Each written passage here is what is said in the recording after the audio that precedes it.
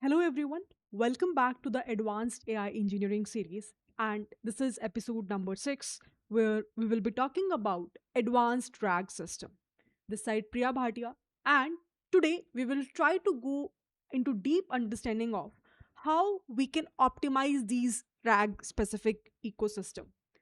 I think till so far in my previous episode, you have seen that how basically we can load a document, how that document will be split into multiple chunks, how those chunks will go to embedding specific model, and we will be able to get the embeddings of those chunks and we can store them inside a vector DB. We have used quadrant vector DB for demonstration purpose, and after that how we will be able to retrieve the results, whatever the user is asking. Today in this specific discussion we will see that there is a core limitation of that architecture. I'm not saying that everything whatever we have learned will go to waste. I mean, this is the initial foundation of RAG, but I can consider that as a demo RAG ecosystem, because when we talk about production based scenarios, we have to tackle multiple edge cases. What do we mean by that? For example, if let's say you're designing a healthcare based ecosystem or you're designing a knowledge base for companies, do you think that a single PDF will be required? There will be a lot of documents which will be there. So do we keep on creating the embeddings of the same and will keep on saving them inside the vector DB? Or maybe what will happen if we will be having a ambiguous data available in the PDF itself? What will happen if the knowledge base itself will keep on changing? What will happen if the retrieval part was not effective, was not efficient? How can we improvise the quality of the retrieval? So, all of these things we will learn today. So, there could be a lot of hallucinations which happened in these LLM based models. And that was the very, initial problem back in when ChatGPT Gemini based models was released. Today, you will observe that this problem have been resolved a lot much, right, as comparable to the previous time. But still, there is a lot more chance about it. So, how can we reduce that? And how can we make sure that whatever be the retrieval documents we're getting from the models, they are absolutely correct, right? So, all of these things we will learn about, optimization focus with respect to the RAG part in today's discussion. So, please make sure that you will listen the discussion till the very end. Then only you will be able to get the proper understanding of this entire, RAG based ecosystem. Also, I hope that everybody knows that I already have launched my AI engineering cohort in a live part. So you can please go ahead, check it out in the landing page. I will attach the description, the URL of the, course in the description of the specific video. Also, there is a bit of modification in terms of the timings and the days. So multiple learners who have already enrolled, they requested to me that Priya, the sessions should ideally be on weekends so that we can focus completely on office or maybe college on the working days. So I have shifted the timings to Saturday and Sunday in the morning 9 to 11:30 a.m. So you can check all these details plus the coupon code which is currently available, early 100. You can avail with respect to that good offer. So please make sure if you're interested to learn live with me all these things plus something extra with respect to the AI advanced engineering part. So go ahead, check that course out, and with that, let's get started. I mean, I'm not saying that Gemini is bad or OpenAI is good. This is not a conversation at all. I'm not saying that Gemini results will hallucinate a lot more as comparable to OpenAI. This is also not the right way to convey. So it's not, I mean, I'm degrading some tool and upgrading another one. That is not the right intention or right way to work ahead, because all of these tools have its own pros and cons. And I always mention कि कुछ tools किसी चीज में अच्छे हैं और कुछ tool किसी चीज में अच्छे हैं. Not about free or paid as well. देखो, today Gemini is having free trials, but you never know. After some point of time, I personally feel that they will also make their trials as a paid one. So that is also not guaranteed. तो आज free है, हम use कर रहे हैं, and many people are using that because of this specific reason. And I think the team also had a thought about it कि free है, learners को ज़्यादा और पैसे खर्च नहीं करने पड़े, because you already have uh, you know purchased this specific course already. So maybe that is the mindset. I have not connected with them, I'll talk with them later on. But the point over here is कि it's not about free versus paid, it's not about hallucination, it's not about getting the results. What is that thing then? um First thing, I believe that, again, I'm saying this varies from person to person, but I'm talking with respect to my experience, okay? First thing is standardization. How many of you are working in the Ma'am, your firms screen is currently? not visible. Oh, my screen is not visible. Let me share my screen. I hope now it is visible, right? So, standardization. So, how many of you are currently working in the firms? Those who are working, can you just let me know which specific uh, tools, I mean, are they using OpenAI or Gemini in terms of GenAI code work and this building these RAG pipelines? Can you just write in the chat window? So I'm just asking those who are working, if I think I do have a lot many learners in this specific batch who are working or who are building their own startup, or maybe have an idea about these GenAI frameworks. Maybe directly you're not working, but you have your friends who are working in this specific team, and you had a connection with them. And if you ever had a talk, which is the common uh, out of this OpenAI or Gemini they are working with? As per the connections which I have, network which I have, and personally my own experience says that many firms, especially startup MNCs, are working with OpenAI. ठीक है? So whenever you are learning something new, uh, always try to learn those things which are standard. Now I'm not saying that there are also companies which are using Gemini as a API key as well. I'm not saying that there are no firms which are not using it. What I'm saying is maximum companies. So take my words. Over here, one thing is this. So if you already aware about it, it would be a great way to work ahead. Even if they're not using it, whatever be the syntax that we have in OpenAI code part, this syntax is common for maximum tools. For example, Ajitish has talked about GitHub Copilot. Maybe someone else is working with DeepSeek. Somebody else is working with Claude. There could be multiple, ways you are working with different tools, and these tools have their own API keys. You will observe that their syntaxes are common. It's not that there is a lot of variation between these syntax. But when we talk about Gemini specific syntax, so if you will see, Google based forms have their own syntax. So always they try to dominate, right, in terms of creating something new. Gemini syntax is quite different as comparable to other frameworks that we have. That could be the second reason why I believe that if we go with OpenAI, that would be a better choice. Third thing, you will observe in terms of community support.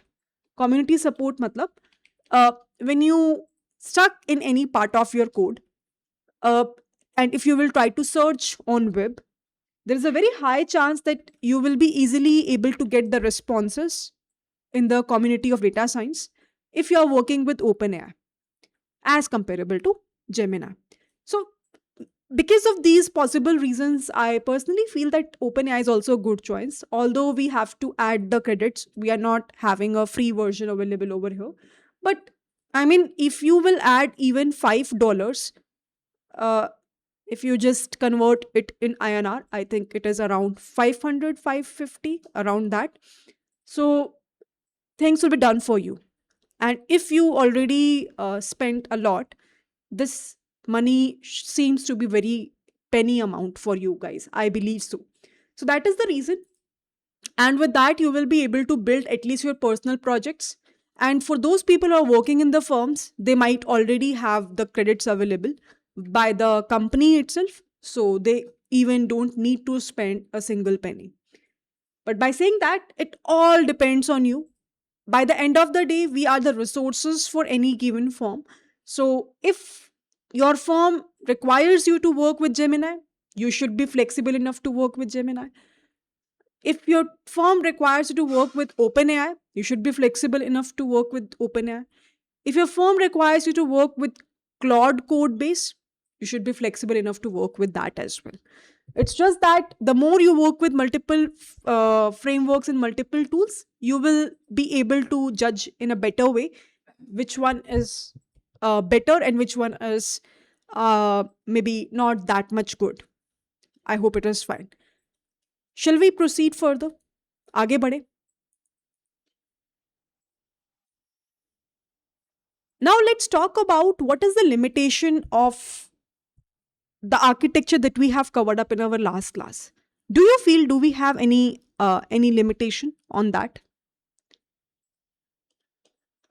Do we have any limitation on that?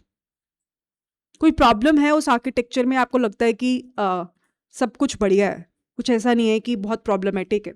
Results आ रहे हैं. I agree with you. In fact whatever be the project that we have created in our last class, we got the results as well.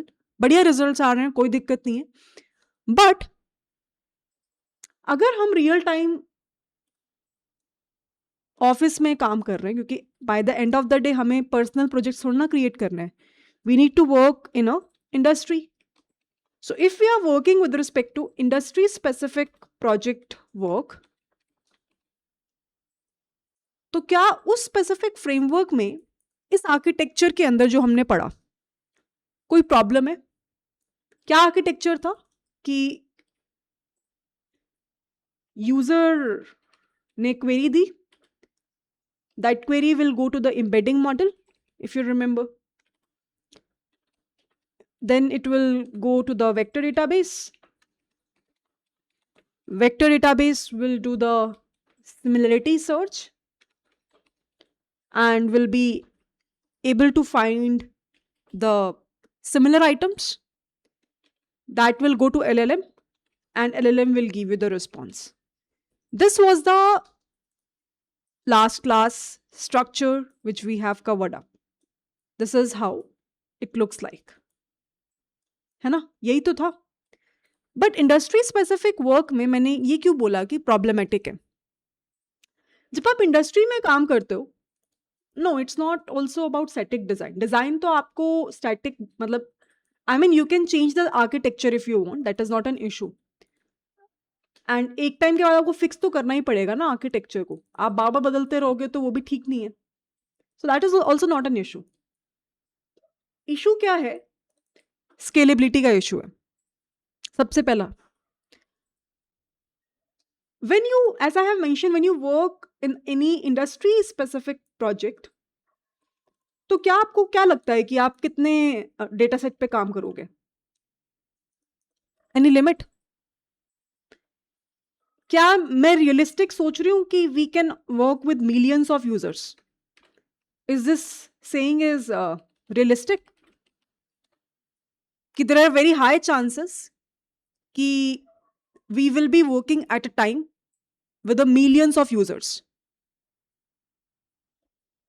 या फिर कुछ unrealistic सी expectation है मेरी? सही है. अभी तक जो हमने लास्ट सेशन में पढ़ा उसमें मेरे पास सिर्फ एक पीडीएफ थी और यूजर कितने थे? जो हमने लास्ट सेशन में आर्किटेक्चर डिजाइन किया, how many users were there? Only single user is there. That is me. I am the one who is writing the query. What is overfitting? What is machine learning? And instantly it was giving me the response. And I was very happy कि ठीक है मेरे पास result आ रहा है and appropriate page number पे भी आ रहा है. बढ़िया, मजा आ रहा है.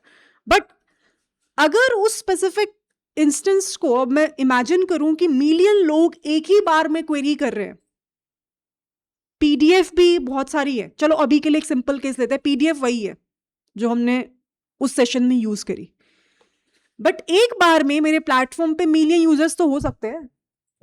ये तो कोई अनरियलिस्टिक चॉइस नहीं है, होते ही है। बहुत सारे प्लेटफॉर्म्स है जिसमें मिलियन से भी ऊपर आपको यूजर्स मिलेंगे।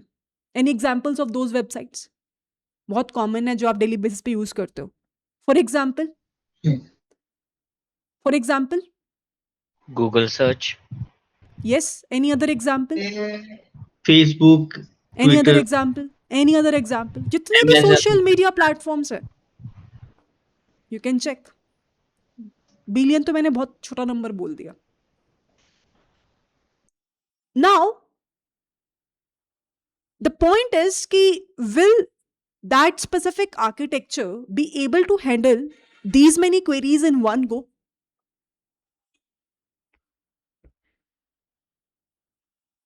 हर एक क्वेरी एम्बेडिंग मॉडल में जा रही है, वेक्टर डीबी में जा रही है, सिमिलैरिटी सर्च हो रहा है, एलएलएम के पास जा रही है और मुझे रिस्पॉन्स मिल रहा है। एक करे तो चलता है, 10 चले तो भी चलता है, पर अगर वही यूजर्स मिलियंस में चले जाएं, 10 मिलियन हो जाए, तो क्या आपको लगता है कि उतनी ही परफेक्शन के साथ में वो काम करेगा? या फिर सबसे पहला क्वेश्चन तो ये होना चाहिए कि क्या वो इतनी क्वेरीज को एट ए टाइम एंटरटेन भी करेगा मेरा model? I don't think so. There is a concept called as rate limiting. I don't know how many of you knows about this concept. कितनों को पता है इसके बारे में? सिस्टम डिजाइन में काफी यूज होती है ये टर्म, रेट लिमिटिंग। अब अगर मैं इसको सर्च करूं ओपन एआई के उसमें, may be open AI model कौन सा हमने यूज किया था लास्ट क्लास में? GPT 4.1। GPT-4 mini. Now you can see. What is OpenAI sets GPT 4.1 rate limits at the organization level to manage the API traffic, to prevent the abuse and maintain the server stability. These limits are enforced via requests per minute and tokens per minute and automatically scale higher as you move up the developer usage tiers. And यहाँ पे आप देखोगे कि हर एक model के with respect कितने tokens per minute वो लेगा, और जैसे जैसे आप एनहांस करते हुए जा रहे हो वैसे वैसे वो आपकी लिमिट को भी इंक्रीज करता जाएगा। It's like you are training your model to use that many tokens per minute, that many request per minute. So इसका मतलब ये है कि ऐसा भी तो नहीं है कि एक ही बार में, पहली बार जब मैंने रिक्वेस्ट दी मिलियंस की, वो एक ही बार में प्रोसेस हो जाएंगी और रिजल्ट आएगा। लेट्स से एक बार में 20,000 टोकन्स ही उसने रिक्वेस्ट प्रोसेस किए, so remaining people have to wait, and it could be the case that after waiting also my server crashed because of the too many requests. So it's like people are waiting also, and after waiting for maybe 15 minutes or half an hour, they're not getting the response. So you can imagine that they'll be like कि मेरा तो time waste भी हो गया, I have wasted my time and I'm not able to get the responses also by the model. And this is the number one limitation, right? Now, the second limitation, the second limitation. So, first limitation is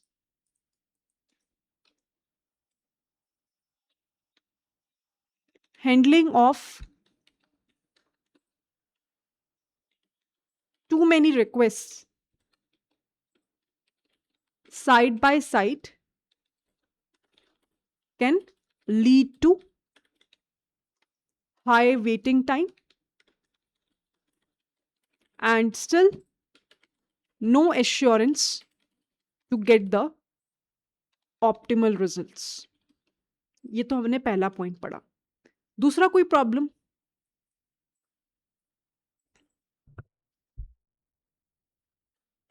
Exactly.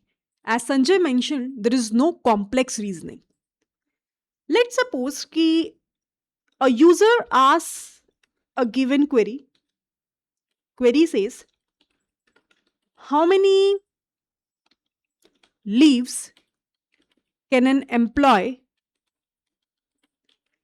carry forward after maternity leaves?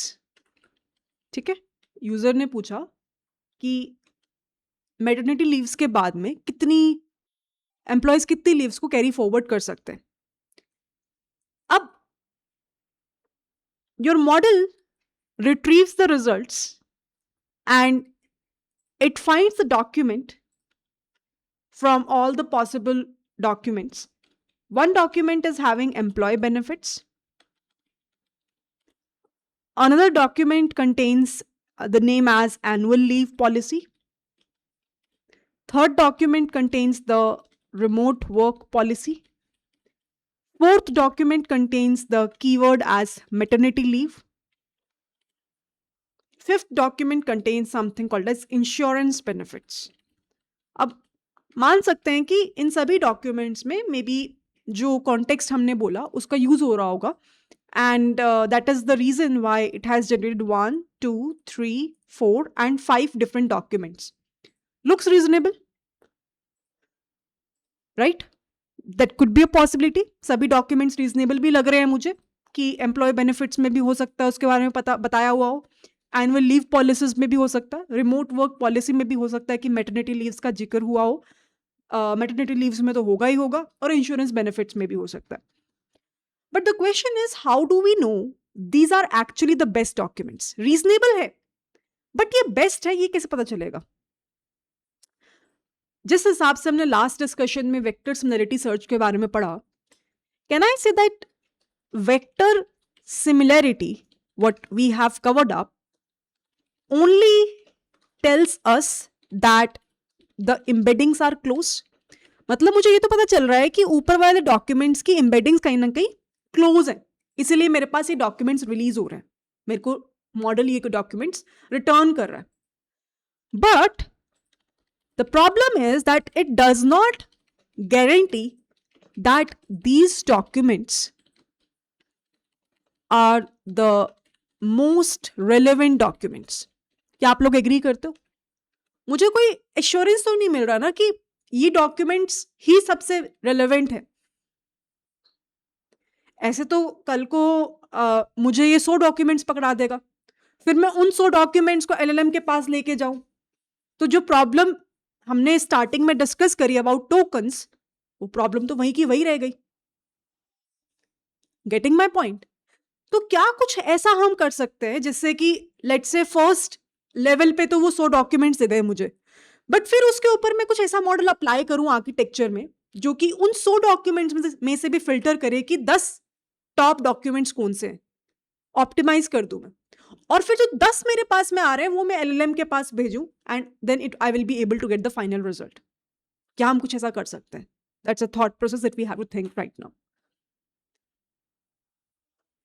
So what I want is कि directly, instead of directly feeding the results from the similarity search to LLM, can we design before this LLM another layer which will be able to give me better retrieved documents, which assured me that these documents are the relevant ones and I can work with that.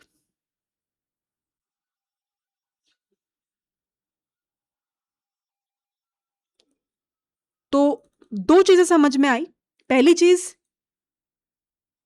Millions of users को handle करने का, कि if I'm just working with the millions of users, it would be highly optimistic to think that the too many requests will be handled only via a single API call. Maybe requests start piling up, there will be a waiting time and still no assurance to get the optimal results because the system might crash.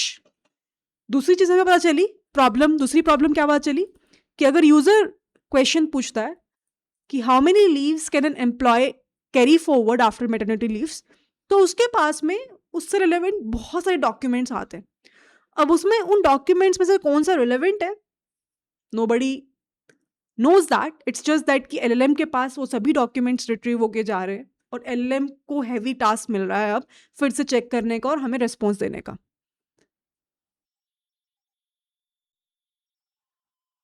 If we want most relevant documents, can't we set k equals to how many number of similar embeddings in the retriever step itself? It's a very good question.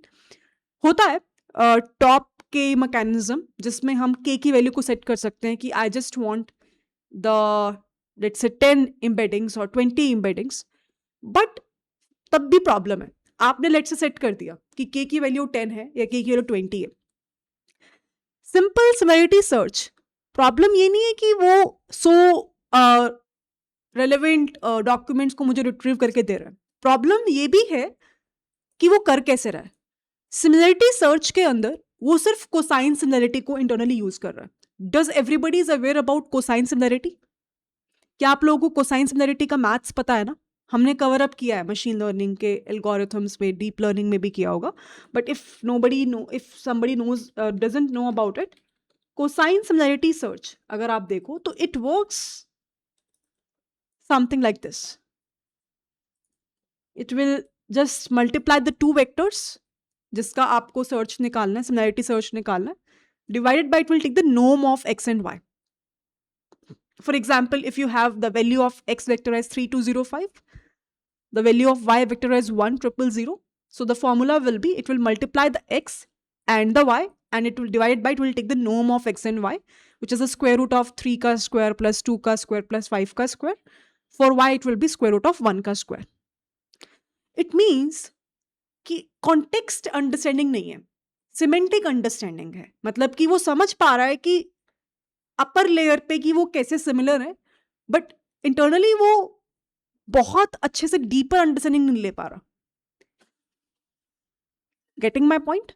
तो ये एक और problem है apart from if let's say you will just feed top के mechanism also और आप वहां पे के की वैल्यू को डिफाइन कर दोगे तो भी मैं ये श्योर नहीं हूं कि मोस्ट रेलेवेंट डॉक्यूमेंट्स मुझे मिलेंगे. That's the whole point. And इसीलिए मुझे यहां पर एक ऑप्टिमाइजेशन लेयर लगाने की जरूरत है. कोई गेस कर सकता है कि कैसे कर सकते हैं इस प्रॉब्लम को सोल्व? हालांकि I will discuss that in our upcoming part of our today's discussion. You guys have learned about transformers architecture, yes or no? Everybody knows about encoder. Everybody knows about encoder. सबको पता है encoder के बारे में. तो वही हम use करने वाले हैं. Just wait and stay tuned, I will let you know, ताकि कॉन्टेक्स्ट की अवेयरनेस ज्यादा बेटर हो. ठीक है, कोई नहीं, आएंगे उस पॉइंट पे भी आएंगे. अभी नहीं आते, अभी पहले प्रॉब्लम्स को डिस्कस करते हैं, फिर उनके सॉल्यूशंस को भी डिस्कस करेंगे. But I have just given you a hint कि ट्रांसफॉर्मर्स यहां पे भी आएंगे अब. ठीक है, आगे बढ़ते हैं. नेक्स्ट, अब कुछ लोग ये बोल सकते हैं कि ठीक है, यू नो, रिलेवेंट डॉक्यूमेंट्स बहुत बेस्ट वाले नहीं आ रहे, इट्स कंप्लीटली ओके, बट जो भी एम्बेडिंग्स क्लोज हैं वो तो आ रही है ना. जो भी एम्बेडिंग्स क्लोज हैं वो तो आ रही है ना. तो एलएलएम कर लेगा बाकी का काम. LLM can do it. LLM like GPT और क्लॉड और Gemini, whenever the, let's say, 100 documents will be retrieved by the last layer via the similarity search, LLM maybe can, give us the better response because it has all the memory, it has the brain. मैंने बोला बढ़िया है, but क्या आप LLM से ये magic expect कर सकते हो considering you are providing a garbage retrieval? भाई आप ही तो LLM को कॉन्टेक्स्ट दे रहे हो. If you remember my yesterday's code, in our system prompt we are providing the context, and if you're providing the context as a garbage, LLM will produce a garbage context only and it will give a garbage answer only. तो उससे ये expect करना तो fair deal नहीं होगी ना. जब आपका कॉन्टेक्स्ट ही गलत है, आपका रिट्रीवल ही इतना इफेक्टिव नहीं होगा, अगर आपकी ऊपर वाली लेयर ही इफेक्टिव नहीं होगी, so can you expect कि आपको LLM बहुत बड़े रिजल्ट देगा? LLM is not a magic. What you provide, what you feed is what you get. There is a very interesting concept called as GIGO. What does it mean? What does it mean? Garbage in, garbage out. Whether it's a machine learning, whether it's a deep learning, whether it's a generative AI, whether it's this RAG application, concept will remain the same. If you feed something which is a garbage, which is not of use, which is not of a quality manner, you cannot expect, even from LLM also, to give you a magical result. So people have a very wrong expectation from LLM. They assume that, oh, it's a pre-trained model. It contains a lot of training data, and it is being trained on a very huge amount of corpus. So it will always give me a best result, even if I will provide a wrong context, even if I'll provide a garbage context. No, it's not like that. Because now you are providing a context to the LLM. So you are responsible.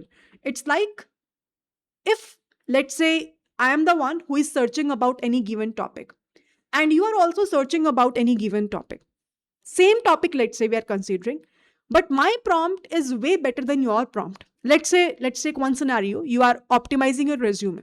You are trying to make your resume the best one for any given job description. I am writing one prompt, you are writing another prompt. But in my prompt, I am giving the appropriate guideline of job description also. In fact, few days back, I have released one video with respect to the resume prompt, which I usually use to optimize my resume. So if you see that video now, you will find that my prompt is a very deeper prompt where I mention a lot of things. And the kind of results which I am getting versus maybe the another friend of mine is using a very small prompt. It's like, can you just optimize it? And I'm just applying for data scientist position, optimize with respect to that. अरे, data science में तो बहुत अलग अलग requirements हैं और हर company की requirement अलग अलग है. अगर आपने वो कॉन्टेक्स्ट ही मिस कर दिया कि आप किस स्पेसिफिक रिक्वायरमेंट के लिए अपना रेज्यूमे अपडेट कर रहे हो, तो कैन यू एक्सपेक्ट कि वो आपको बिल्कुल सही तरीके से रिस्पॉन्स देगा, आपके रेज्यूमे का फीडबैक सही देगा? बिल्कुल नहीं देगा. ऑल्दो दोनों ही चैट जीपीटी पे लेट से सर्च कर रहे हैं. And this is one of the most important lesson for today's session, because this is the misconception which everybody do have, which I have personally seen, कि हम कुछ भी दें, टूल है, बढ़िया रिस्पॉन्स करेगा क्योंकि it is already being trained on a very big corpus. तो ऐसा कभी मत सोचना. Okay, so these are the challenges. I hope everybody understood that. So to conclude the pointer, that our simple RAG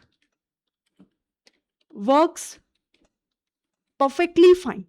I'm not saying whatever we have done in the last discussion is of vain. No, that was the most important session of entire series. But if we do a bit of modifications on top of it, then we can make it best. Why? But it has 4 major challenges.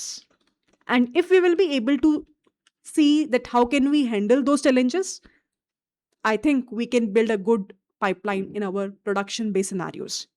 First challenge was scalability. I don't want that even if I'll increase my data, I have to wait more, or there will be a system crash issue which will happen. There will be an issue of retrieval quality that we have discussed. There is an issue of latency that we have discussed. And the final thing is the evaluation. Evaluation means that whatever be the responses you're getting, how will we evaluate that whether those responses are correct or not?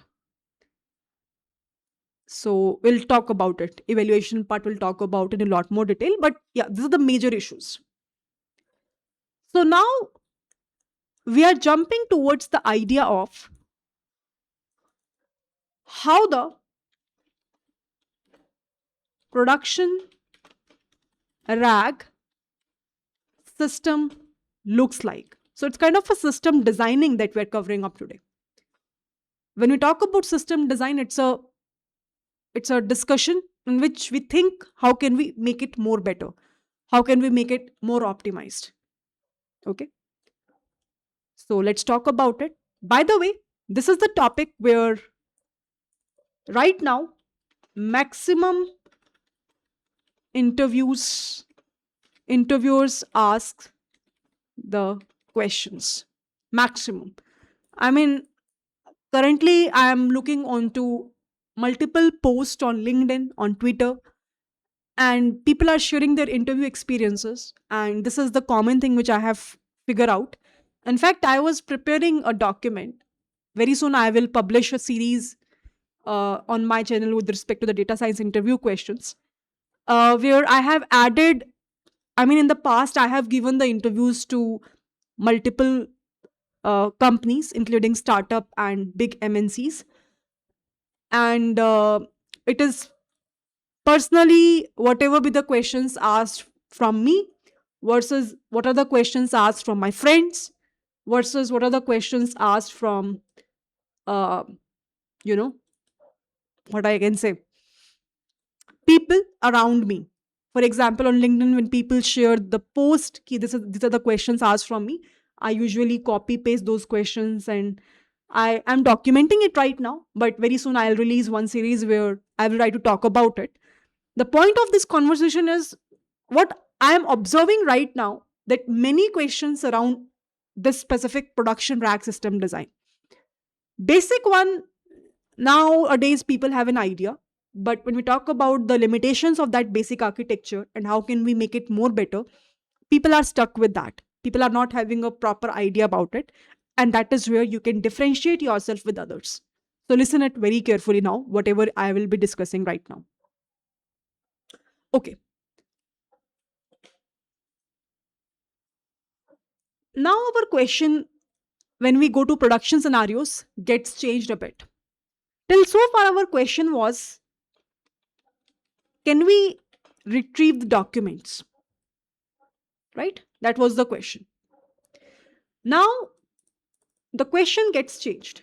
So, instead of focusing on this specific question now, can we retrieve documents? We have to think in a production based scenario. Okay? Our thought process now will get changed. When we talk about production AI team, you will observe that they ask, can we retrieve the right set of documents as quickly as possible? Because they don't want to waste their time. They don't want that model will take too much latency. At the same time, they want the right set of documents to be retrieved. And this is a engineering problem that we have to solve. How will we solve it? Over here, we have to think about the modification of the previous architecture. Now,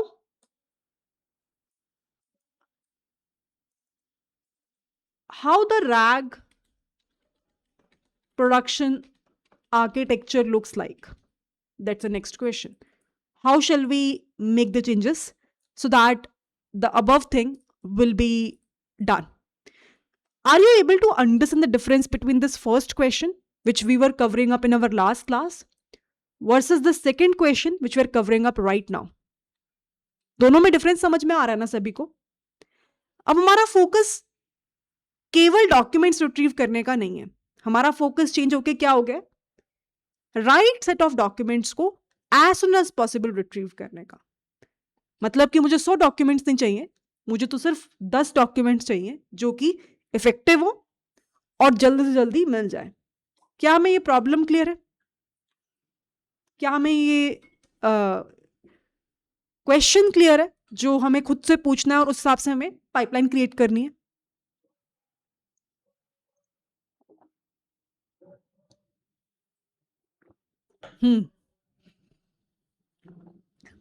Can I get a quick confirmation?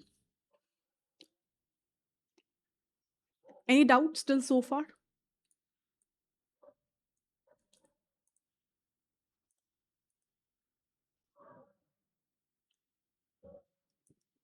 I'm still connected, right? There is no confirmation from everyone. अरे MCP will cover up, Arun. It will come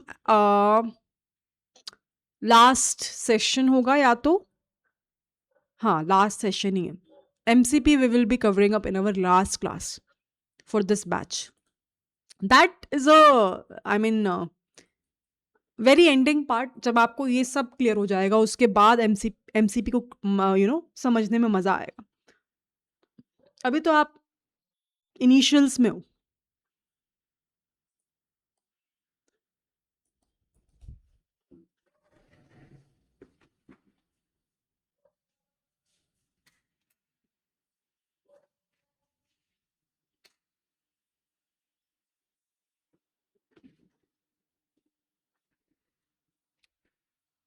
चले आगे चले.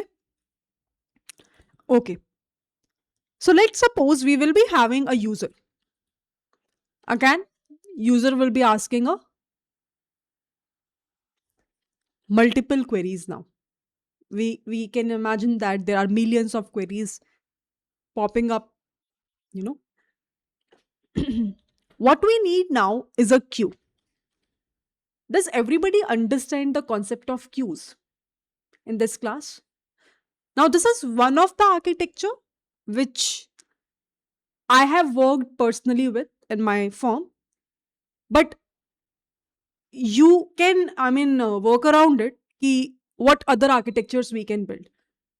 So, when we talk about system designer, there could be uh, tons of architectures which we can think of. And right now, we have too many frameworks, we have too many tools to work with. But I'm sharing my experience right now over here.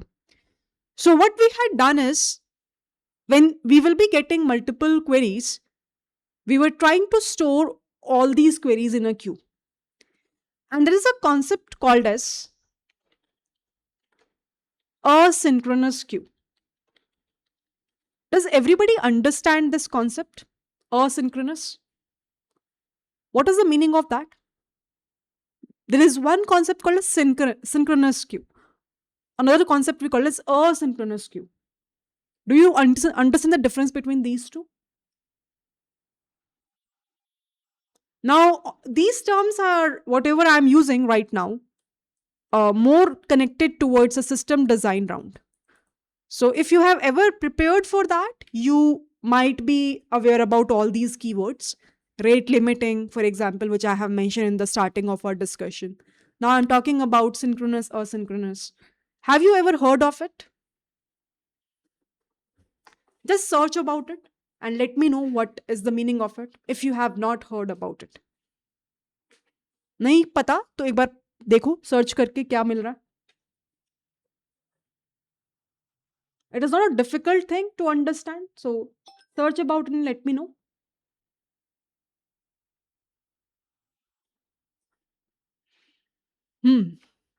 कुछ मिला?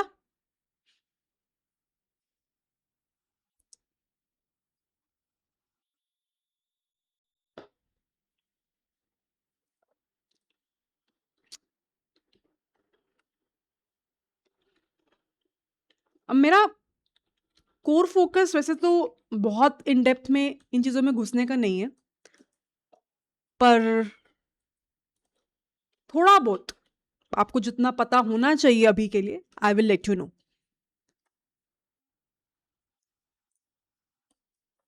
So if you'll search about it, you will get an idea.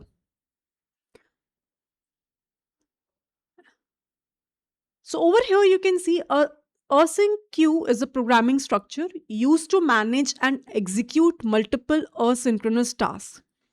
It holds the tasks in a FIFO order, automatically process them sequentially, or with a limited level of concurrency.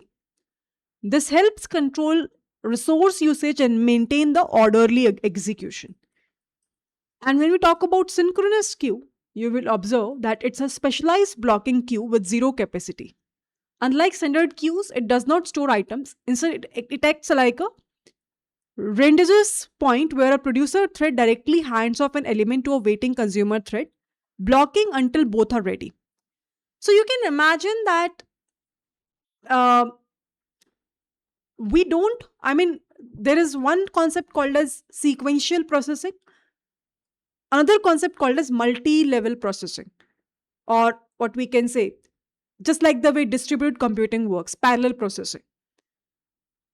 Somehow, I don't want that my system will get blocked. It's like I don't want that if one request will get completed, then another request will go. I want multiple requests if they're independent to work simultaneously. And that is where you can imagine that this specific queue will be helpful for us. Now, what exactly this queue is doing? This queue basically, you can imagine this contains, or maybe I can write in the upper part. So, what we will do in our ingestion, do you remember two stages, ingestion or indexing and retrieval? So, you can imagine that at the time of ingestion, this queue will automatically, we will initialize it. And at the time of retrieval, when user will start processing the request, because we will be having multiple users now who are writing too many queries, so we need some system which can store these requests all together. So I'm using queue for that. So all the, not process, all the queries will get stored inside this queue. Now, user query queue. Queue will now request that specific,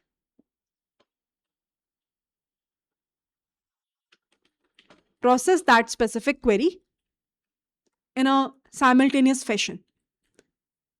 There will be an embedding service, obviously, which will, embedding service means that then again it will try to understand from the vector DB that whether there is a match or not. And whatever be the retrieved documents we will be able to get, there will be a retriever which will be able to give me the results. Okay. So one thing is the introduction of this queue. So what this queue is doing, because previously we were not having any system. If multiple queries will come, we don't had the memory in our system design part in the above architecture, which can store these multiple requests. Now we have introduced a queue. So queue will store multiple queries all together and will try to process them simultaneously. And there will be again that embedding layer, embedding service will be there. There will be proper embedding of those specific queries, and then vector DB will try to do a match and give us the retrieving part.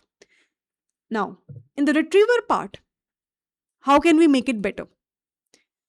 In the retriever part, now directly what we were doing in the previous stage, we were passing the into the LLM. If you remember, whenever we retrieve the document in the above system design, we said that okay, wherever the similarity search will be there, pass those results inside the LLM, right?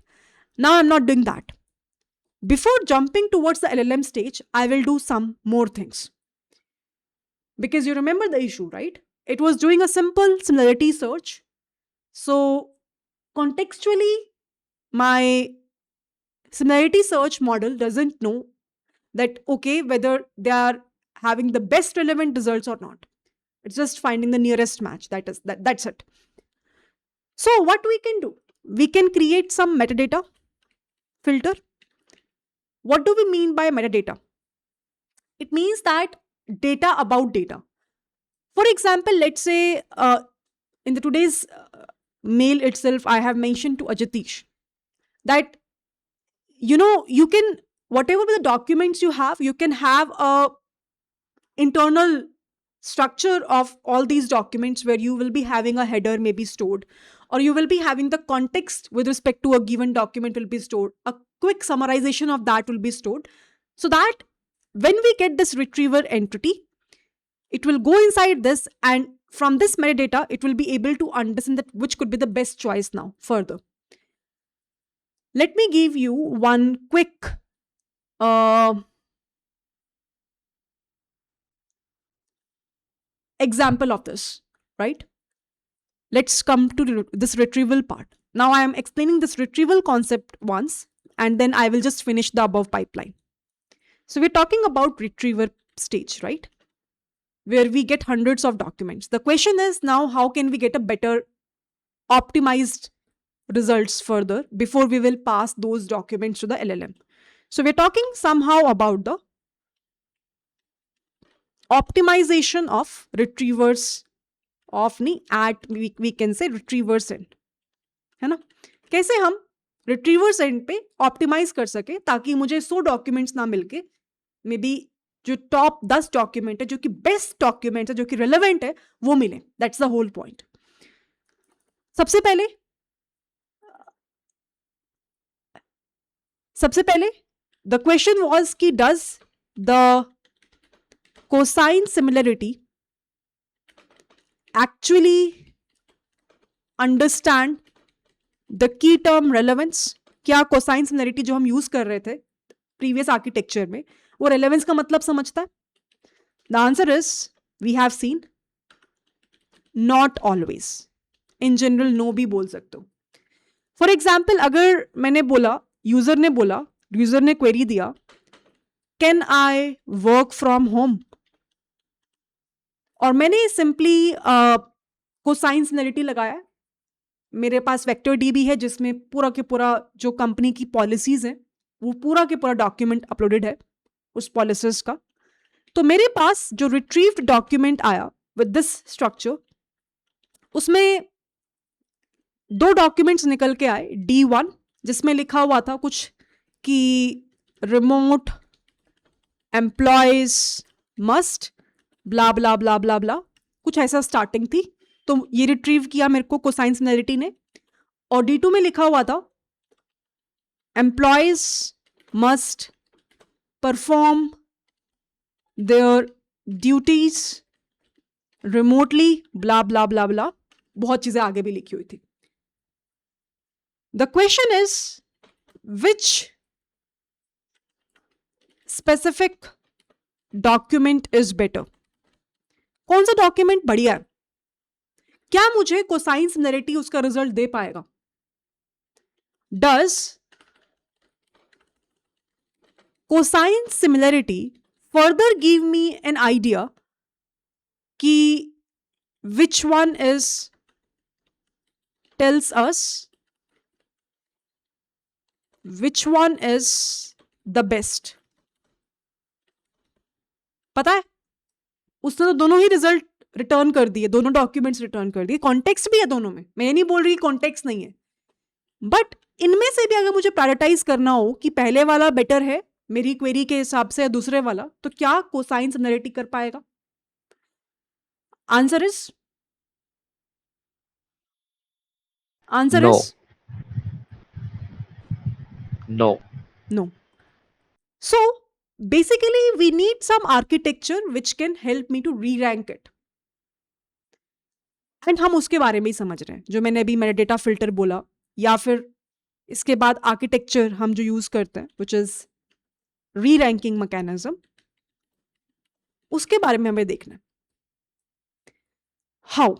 Let's try to understand now.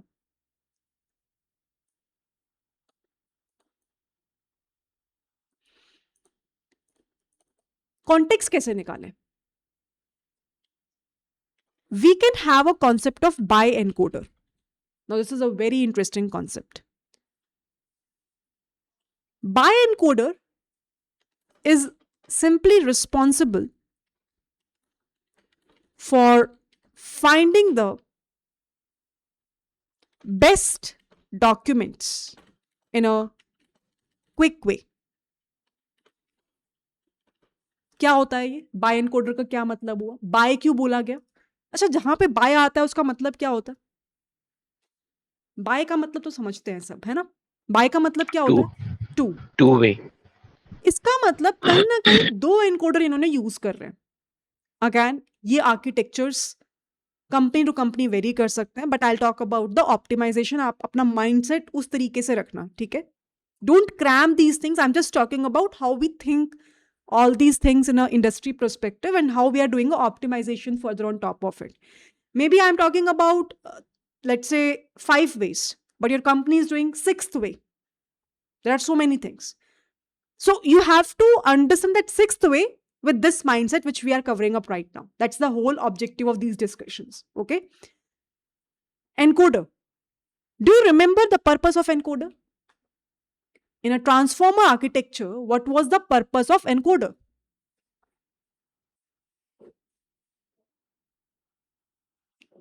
Any response? Anyone? I think we have covered up in a very detail the transformer architecture in our previous discussions. What was the purpose of encoder? So we had in transformer encoder and decoder. So encoder का purpose क्या होता था? To get the word embeddings. Okay, we can get the word embeddings via word to vec also. Then why encoder is required? We can get the word embeddings via TF IDF also.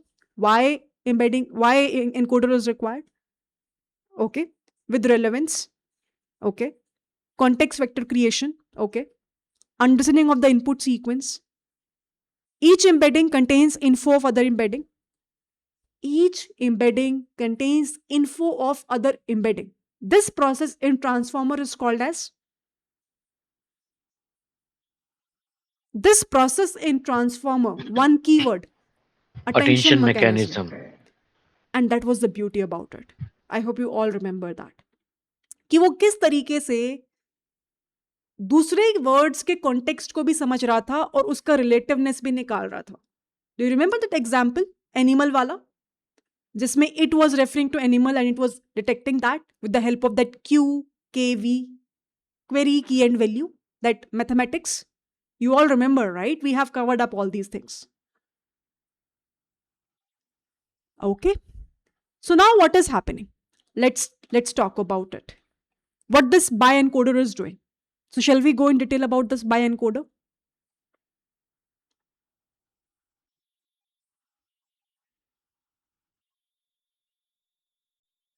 We have a query. First encoder will go inside this query and will produce the now context based embedding. So we are getting an embedding over here, but now it is a contextual embedding. That same mechanism, that same layer that we have covered up in the transformer architecture. Bi-encoder means two encoders, and these encoders will be working independently. So they're not sharing their information with each other. So we have a query. First encoder we are passing under this query. तो query user ने दी, encoder आया, encoder ने उस query को convert किया, context embeddings बनाई. दूसरा document था. Documents के अंदर भी हमने encoder pass किया, and we get something called as document specific context embedding.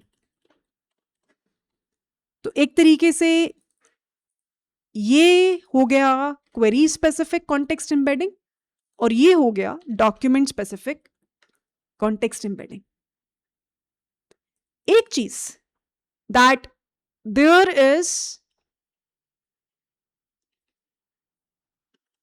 is what I can say, no interaction between the query encoder and the document encoder. They never interact. At the time of encoding, they never interact. So don't assume that there will be any weight exchanges which will happen. And that's why it's called as bi-encoder. So imagine we have 5 million documents. Every document is embedded once during indexing phase. And now we are using this encoder architecture. The same encoder architecture we're using over here. Done? So in our last session, we have used the pre-trained embedding based model. Now to replace that, we can use an encoder based model, which we have in transformers. So now we have this encoder based embeddings in our vector DB, and we have this in the query also encoder based embeddings, which we are doing a search under that vector DB. Obviously, at the time of indexing, this thing will happen. You all know, right? You all know about this from our previous discussion. And once it is done, this at the time of indexing will be stored in a vector DB. We all know all these things, right? And once this process will be done, this means indexing process will be done. It will never recompute again unless the document itself gets changed. ये भी हमें पता. Do we know about this thing as well? ये कल के session में, last session में, we all know all these things. These are the basics, right? मैंने बस क्या चेंज किया है इसमें, सब सेम है, पूरा आर्किटेक्चर सेम है. मैंने सिर्फ एक चीज बदली है, वो है एम्बेडिंग्स निकालने का तरीका. डन. तो अब क्या हुआ, इससे हुआ क्या, ऑप्टिमाइज कैसे हुआ ये, अब इसको समझते हैं. इससे हुआ क्या, what is the benefit of this. Indexing समझ में आया. अब एक बार फिर से रिट्रीवर वाले पार्ट पे पहुंचते हैं. रिट्रीवर वाले पार्ट पे यूजर ने क्वेरी किया, क्वेरी गया एनकोडर के पास. We are using a bi encoder architecture now. Query का एम्बेडिंग आया, एंड अब इमेजिन करो मैंने इसके ऊपर कोसाइन सिमिलरिटी को अप्लाई किया. Imagine that.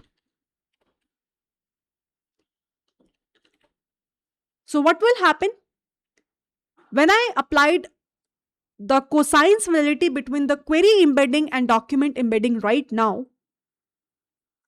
Maybe with the similarity search, it will be able to give me the top 50 documents. This will be very fast process also. And you all know that transformer architecture is a parallel processing based architecture. So it's a scalable architecture as well.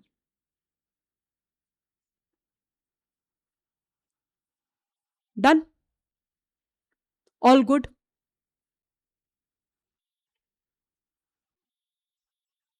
आगे बढ़े. But अभी भी bye encoder के बाद ये पूरा perfect नहीं बना, क्योंकि मुझे तो इसमें से भी रीरैंकिंग करनी है और मोस्ट ऑप्टिमाइज रिजल्ट्स निकालने. Will that be possible? Yes, that means pre-trained models only. Nothing we will do from scratch. Everything, whatever we are doing in NLP, we will be using the pre-trained models only. Okay. Now let's suppose that you have a sentence one, which is like Apple launches new iPhone. And you have a sentence 2, which is like apple pie recipe. Both contains apple, and depending on the embedding model, because my by encoders are not connecting with each other, one is at the indexing side, another one is at the retriever side, maybe they end up having a relatively close connection in the vector space, though their meanings may be different. Because the model encoded them independently, that could be the case that my model won't be able to get a chance to resolve that ambiguity when it is trying to compare the query with the document. And that is where in the next layer, after this by encoder, we will introduce something called as cross encoder. In the cross encoder, now we determine that out of 50 retrieved results from by encoder architecture,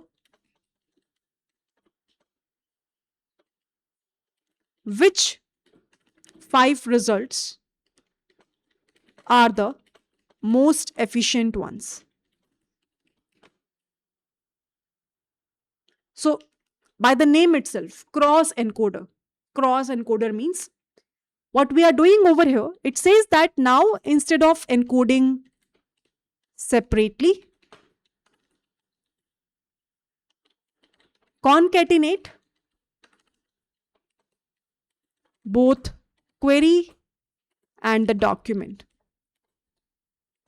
and insert into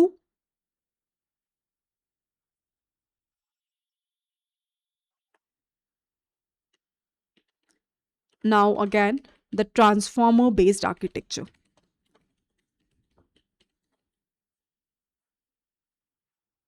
Basically encoder only.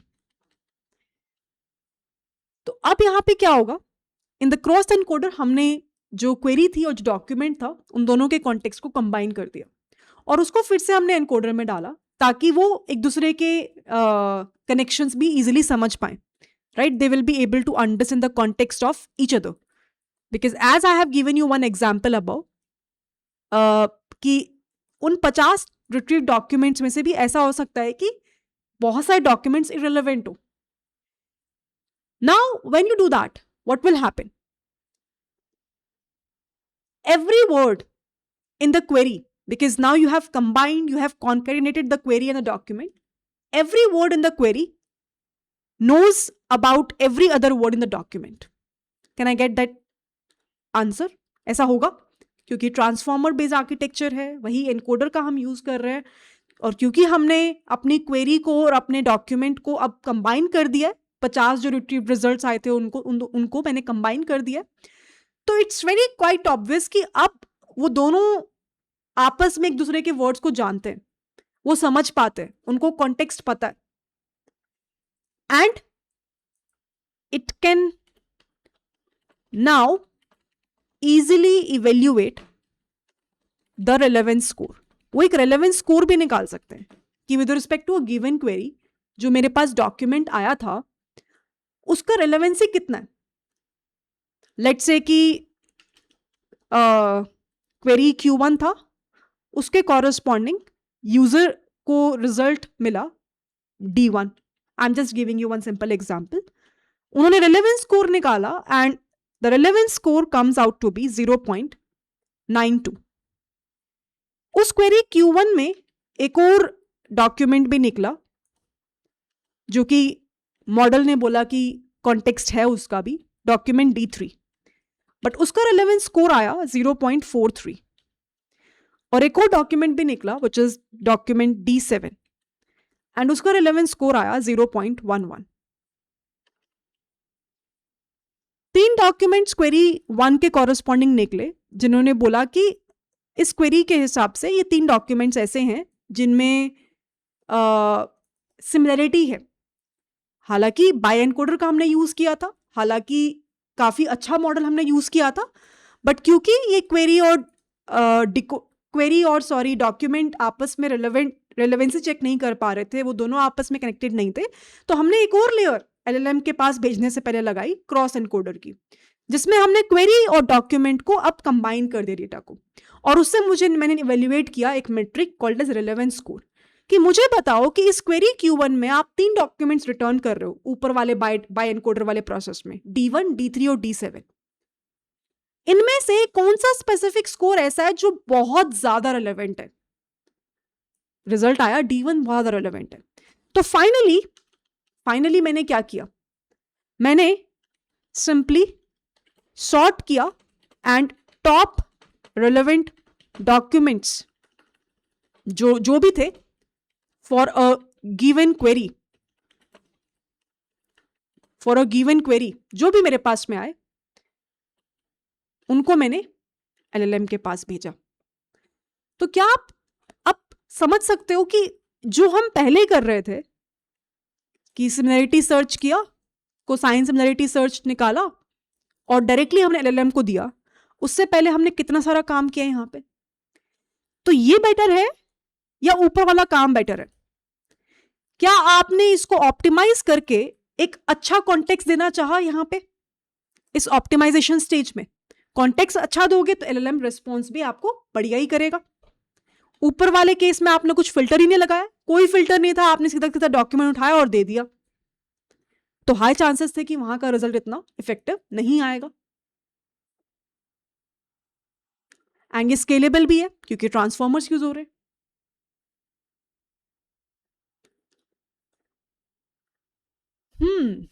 Ask me if you have any question.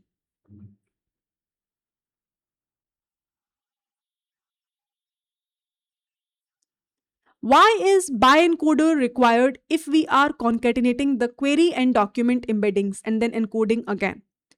देखो, हम एक next layer पे कर रहे हैं इसको, जब हम ऑलरेडी फिल्टर आउट कर चुके हैं मैक्सिमम रिकॉर्ड्स को, अगर आप डायरेक्टली क्रॉस एनकोडर लगाओगे, let's assume Ajatish, if you will apply directly cross encoder, you can do it in the architecture, but problem पता है क्या होगी?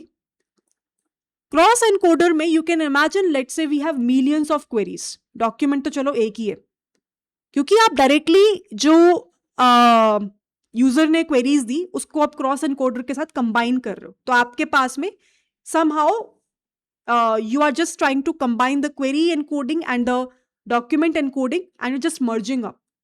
There will be a lot of evaluations which will be heavy for our system. You can imagine.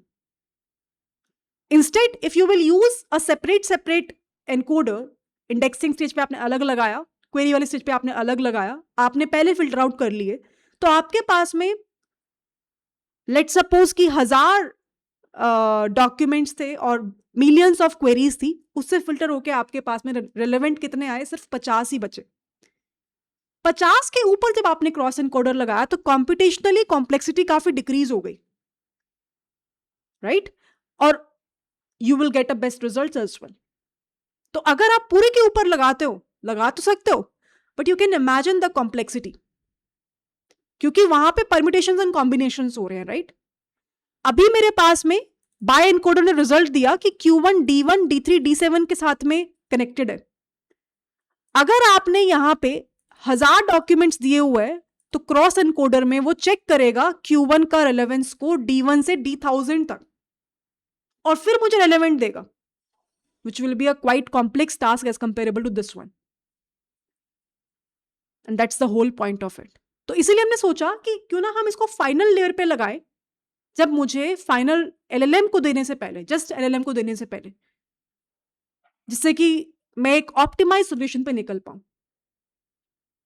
Because I don't want bye the end of the day कि मैं architecture तो बड़ा precise बना लूं, बट वो कॉम्पिटिशनली इतना एक्सपेंसिव हो companies के लिए कि वो कभी उसे इंप्लीमेंट ही ना कर सके। So we have to think about the cost, we have to think about the training time, we have to think about the latency, everything we have to think when we create some architecture. So independent embeddings से क्या हुआ? हमारे को fastness मिल गया, कॉम्पिटिशनली मेरा task इतना expensive नहीं हुआ। That's the whole point of it. Exactly, they will take in all the queries at the same time.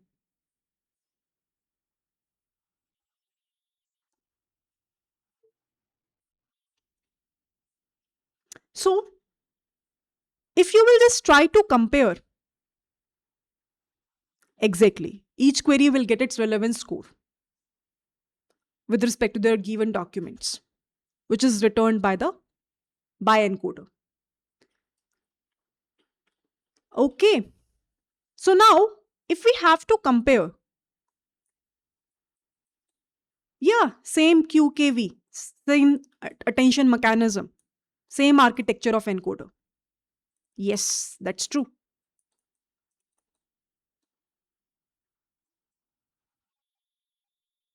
Yes, that's true, Shahbaz. So we will be having a by encoder. What is the core responsibility of a by encoder? To retrieve the best candidates from the pool of too many documents.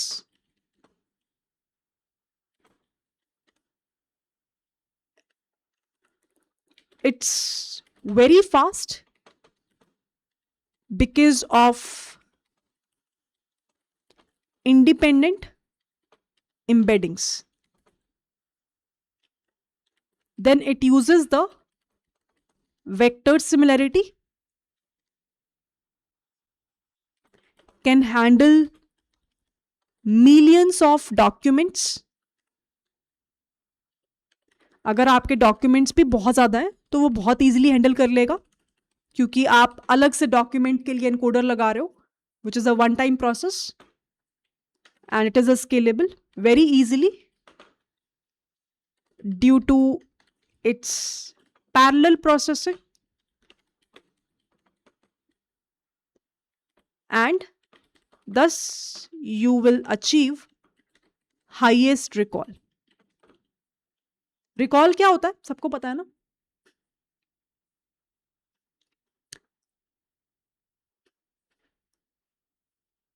So there is a question by Arun. I'll take it maybe afterwards. Okay, everybody knows about recall. Everybody knows about the recall. Yes. So can I say that there will be a highest recall? अच्छा, recall क्या होता था? Confusion matrix याद करो फिर से, machine learning पे आ जाते हैं. Can anyone give me the definition what exactly recall mean in this specific term?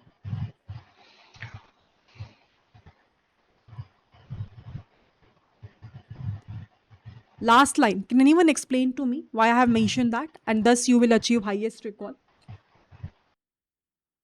Anyone?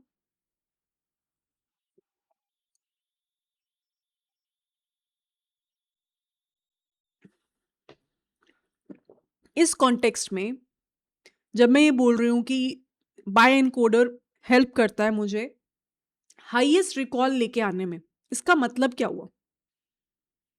So false negatives are less, that's true. और फॉल्स नेगेटिव्स का मतलब इस कॉन्टेक्स्ट में क्या हुआ अजतीश? मशीन लर्निंग के टर्म्स में ठीक है, क्लासिफिकेशन सिनेरियो हमने पढ़ा था. इस स्पेसिफिक केस में नेगेटिव्स से हम क्या समझेंगे, फॉल्स नेगेटिव से हम क्या समझेंगे? और एक और चीज मैं बता देती हूँ. When we talk about the cross encoder, if I'll talk about the major uh, features of cross encoder in the next layer, it will rank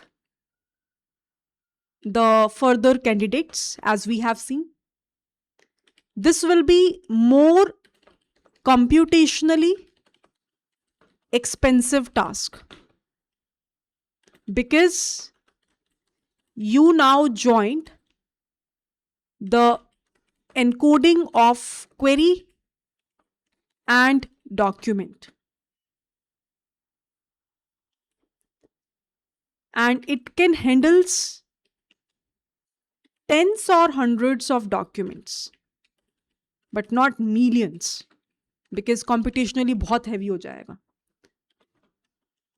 and thus leads to high precision. तो मैं ये बोल रही हूँ bye encoder responsible होगा high recall लाने में और क्रॉस एनकोडर रिस्पॉन्सिबल होगा हाईएस्ट प्रिसीजन लाने में. इसका मतलब क्या है, कौन बताएगा?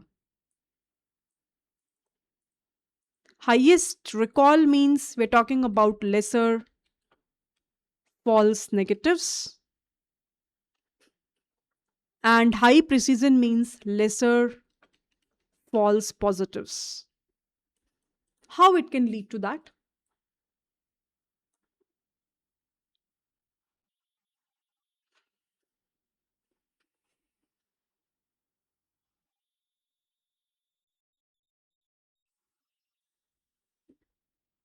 Anyone who wants to give a try?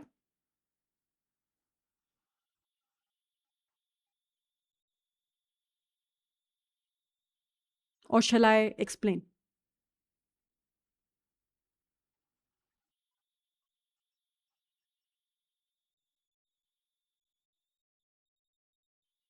It's quite obvious. I can take a guess for the cross encoder part as to why precision could be high. Okay, yeah, go ahead. So false positive is basically like when the document is relevant, but the after all the architecture, it ranks it as not relevant. Hmm. So in cross encoder, since the embeddings contain information about other embeddings as well, Hmm. the chance of this happening will get reduced. Yes, that's true. And if you'll apply a similar analogy in the bi encoder case, What is the meaning of negative? The document is relevant, but similarity doesn't rank it high. What is the meaning of negative? False negative, right? So the document is actually relevant, but in the relevance score, it doesn't rank high. Okay. Any other answer? Negative meaning? What is the meaning of positive? The document is relevant is positive. Hmm. Document is irrelevant is negative. Yes. Ajatish, few minutes back talk about positive thing in precision. What you mentioned about false positive, actually the document is Not relevant, but document is not relevant. yeah, I'm assuming that positive means the document is relevant. So this is false positive, right? So Yes. So when we talk about positive, it means document is relevant. When we talk about negative, means document is not relevant. Now, when you say false, it means that the prediction is false. Means your model is saying that the document is not relevant, although the document is relevant. Again, listen my line. Your model says that the document is not relevant, but actually your document is relevant. So, what we are saying is that when we use the cross encoder, it will decrease that specific risk. Means indirectly, it will always choose the document relevancy. It will always choose those documents which are relevant and can lead to high precision. How this bi-encoder leads to a lesser false negative? What is the meaning of negative? Document is not relevant. Actually, the document is not relevant, but my model says that a document is relevant. So bi-encoder reduces that chance. So increases the highest recall value. I will give you one simple analogy for the same. What exactly now these two models are doing for us in any given scenario. So please don't get confused if it is confusing you. Let's say let's say HR is doing her work of doing a screening of multiple interviews. Uh, let's say she got a lot many resumes. Okay, so in my architecture, it first go inside this bi encoder. Let's assume. So what happen is there will be, let's suppose, 1 lakh resumes we have. 1 lakh resumes we have. There is HR screening which happened, and after HR screening, only 100 candidates will be left. This is the purpose of bi encoder. So out of 1 lakh, only 100 candidates left. The goal over here is not to choose the best candidate. The goal over here is to only eliminate the irrelevant ones while keeping the strongest possibilities. समझ में आ रहा है ना? Bye encoder क्या कर रहा है? So over here at this stage, the goal is not to choose the best ones, but the goal is to ignore the irrelevant ones while keeping the strongest possibilities.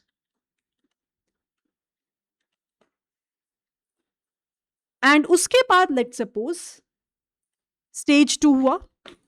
Stage 2 में क्या हुआ? आपका technical round हुआ. आपको बुलाया गया technical round के लिए. So the stage 2 you had a technical round.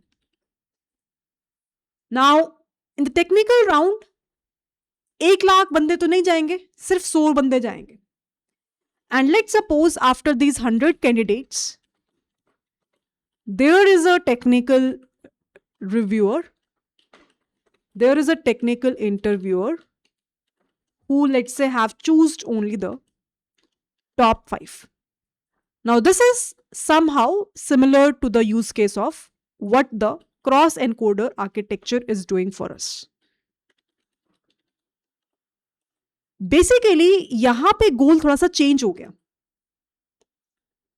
गोल कैसे चेंज हो गया? यहां पे गोल क्या है? The technical interviewer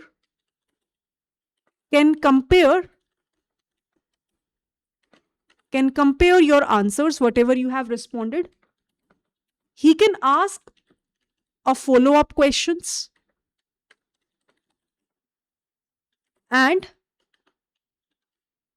judge your knowledge accordingly. अब अगर आप बोलो कि मैं 1 लाख लोगों को डायरेक्टली ही टेक्निकल इंटरव्यूअर के पास भेज देती, तो it's a computationally expensive task, तो वो पॉसिबल नहीं था. इसलिए पहले बाय एनकोडर ने काम किया, फिल्टर किया इररिलेवेंट वंस को.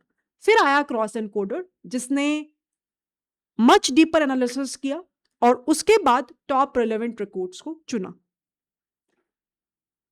I hope you're getting my point.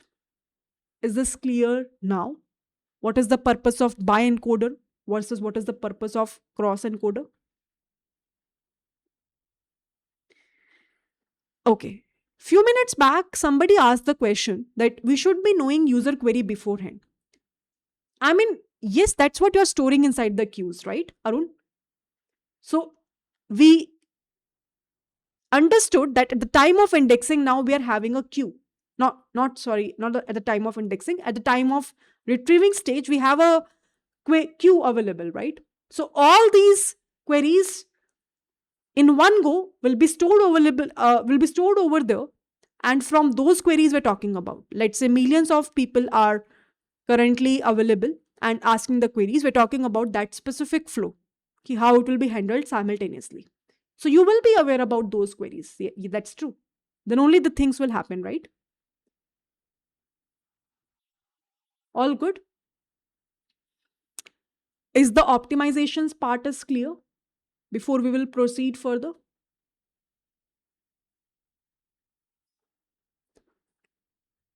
Okay.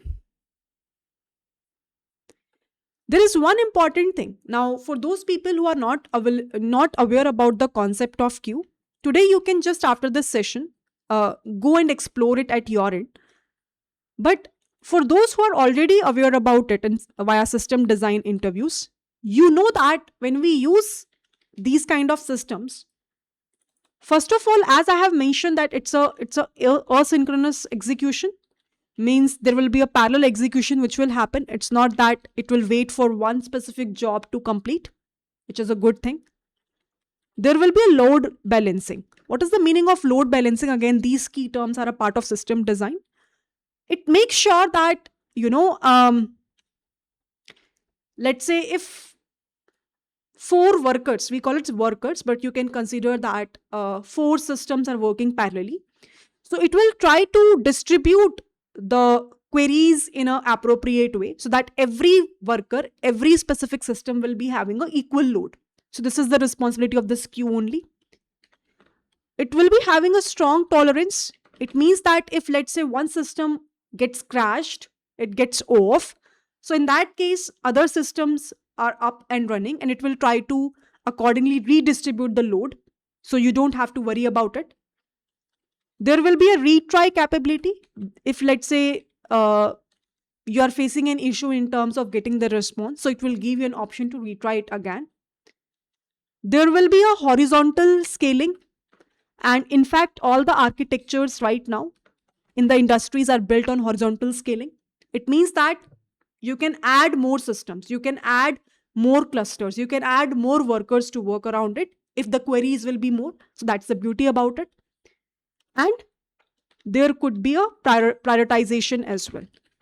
Means if, let's say, there will be queries which are of higher priority than the below ones, so internally you can work on the prioritization as well कि इस specific queries को पहले देखो as comparable to other queries.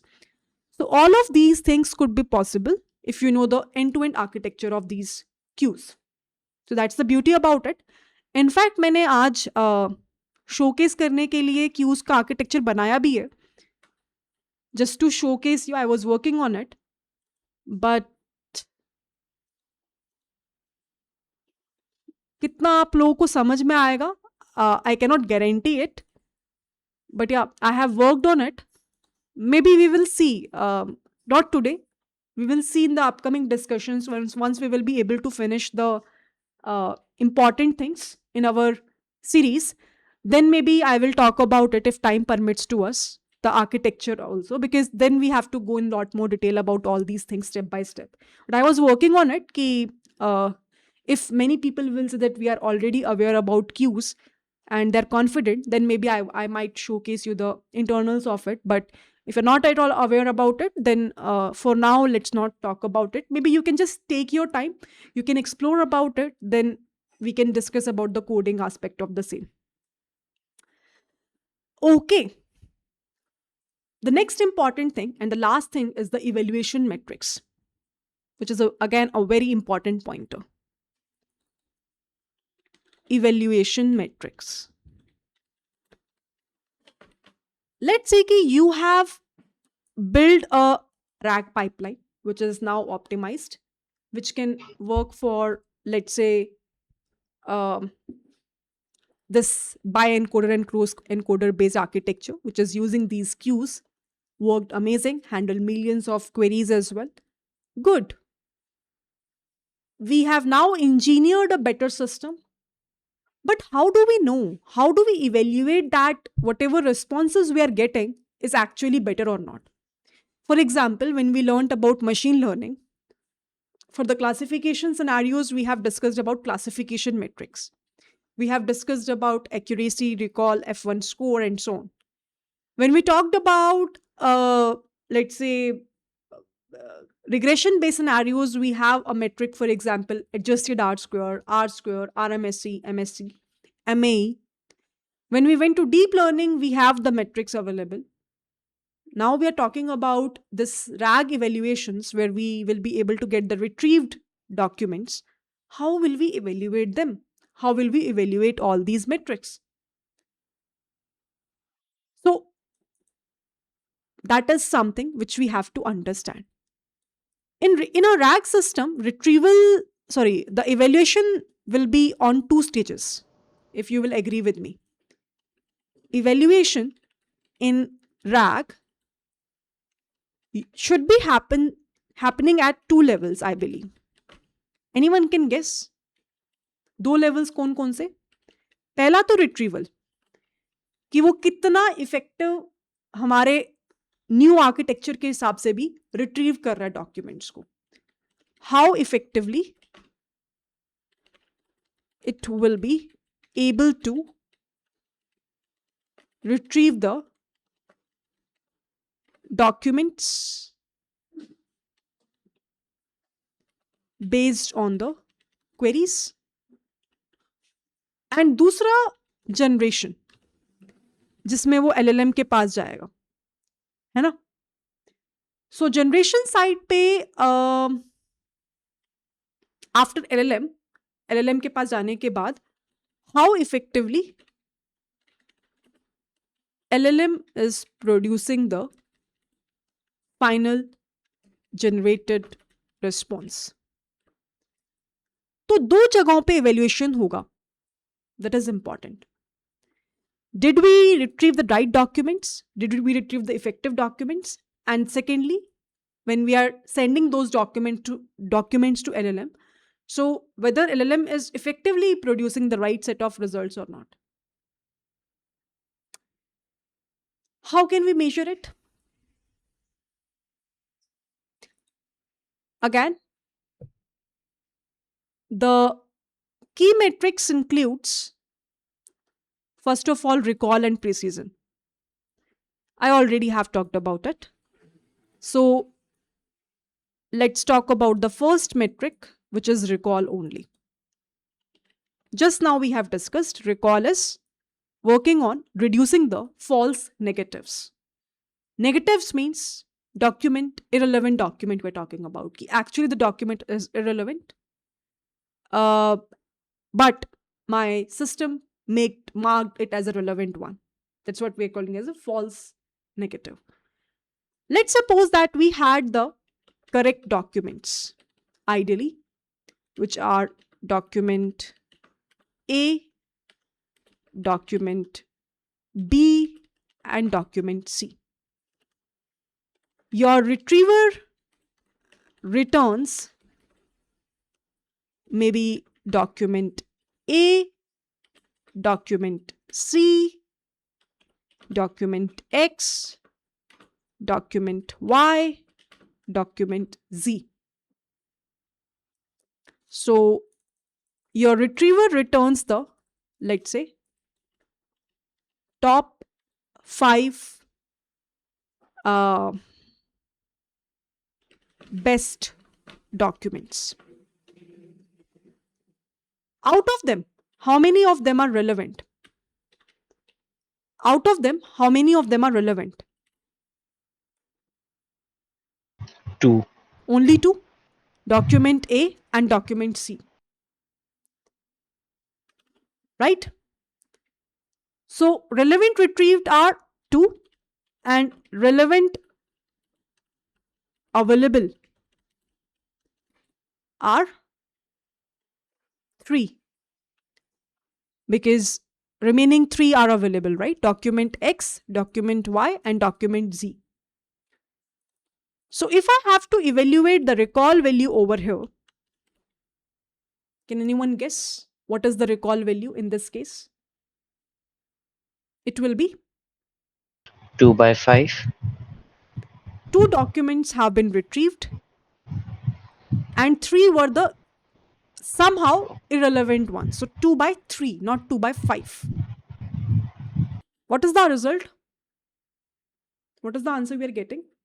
Can just anyone do a quick maths and give me the answer in the precision value? 2 decimal places. 0.66. It means that 66%, or it means that our retriever system or model, whatever you will say, whatever you call, will be able to find 66% of the relevant information. High recall indicates, I am again writing over here in a generic sense, that you rarely miss any useful document, है ना? तभी तो आप बोलोगे कि false negative सबसे कम है, मतलब कि आपके पास में कोई इरेलेवेंट डॉक्यूमेंट, कोई बेकार डॉक्यूमेंट आया ही नहीं. Every document which you got is a useful document. Then the value of false negative will be approximately equal to 0. All good? दूसरा, same architecture, but we can talk about other measure will be precision. Again, same scenario कि आपके पास में correct document ये हैं, retrieve documents ये हैं, top 5 documents आपके पास retrieve हुए, बट इस केस में प्रिसीजन क्या होगा? रिकॉल हुआ 2 by 3, प्रिसीजन क्या होगा? What is the meaning of precision? Very good, Ajitish. 2 by 5. Why you said 5 over here? Can you just explain? So precision is basically true positive by overall positive. True True. positive, Yeah, go ahead. yeah, true positive is 2 because there are 2 in common. Yes. And overall positive is basically whatever the retriever thinks it's positive. So this is basically what the Exactly. retriever returns. exactly. So it is 0.40. Sorry. Yeah, 0.40. It means that our retriever model will be able to find 40% of the retrieved documents to be useful. High precision over here, in layman terms, again, if I have to write, indicates that less irrelevant context. So, ideally, what I want is both the values to be high precision and high recall. But, yep, this is the way to evaluate precision, and this is the way to evaluate a recall. Hmm.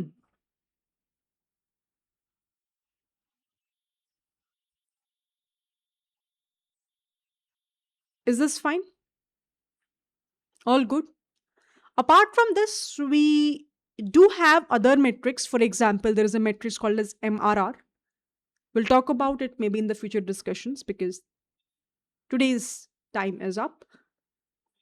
Uh, Usually, when we design these LLMs, system design part, people feel that if I will ask, let's say, 5 to 6 queries, let's say I have designed a RAG system, and if I'll ask 5 to 6 different queries, and if it is responding me well, then maybe my RAG is doing well. That's the common way which right now 90% of the people are feeling.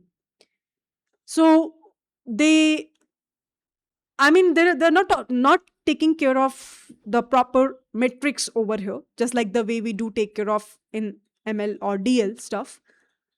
Reason being, there is no as such one way answer. There is no as such one straightforward answer. Ki these are the evaluation metrics.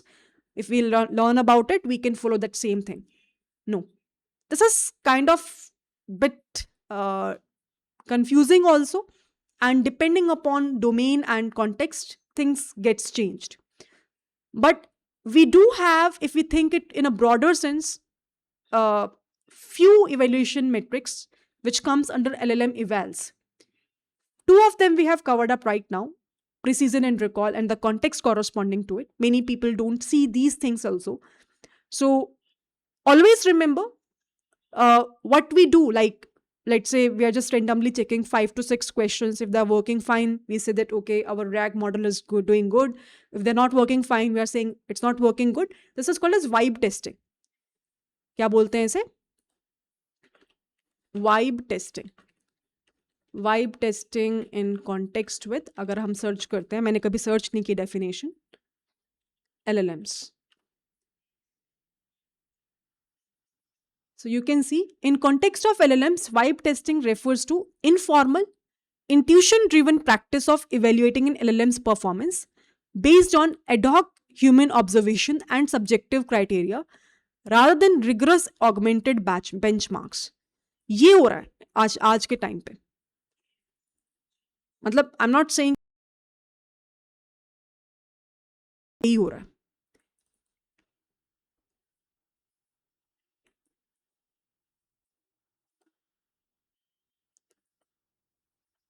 So people are doing vibe testing, but this is not something which is correct.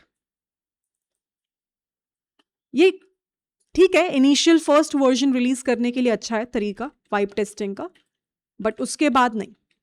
उसके बाद तो हमें evaluation matrix में पहुंचना पड़ेगा, जैसे recall हो गया, प्रिसीजन हो गया. Because when we work around with the industries standards, when we talk with the stakeholders, when we talk with the clients, we cannot say कि मैंने 5-6 हिट एंड ट्रायल किए, मैंने एज केसेस देख लिए तो मेरा काम कर रहा है, वाइब टेस्टिंग मैंने कर लिया.